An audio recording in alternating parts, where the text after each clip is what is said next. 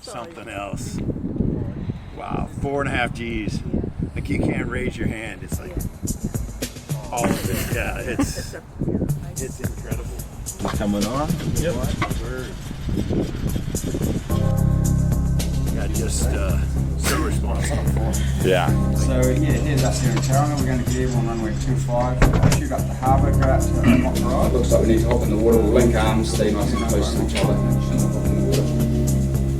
It's a little bit like insurance. You know, it's not so nice for you guys to listen to, but it's better to know it and not need it.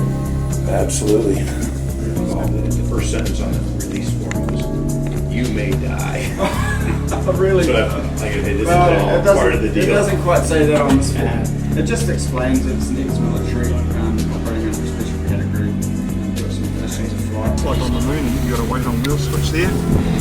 This one does lots of other things, apart from telling you whether the gear's down or up. Goes into the seal. And that's the container that's going for oxygen.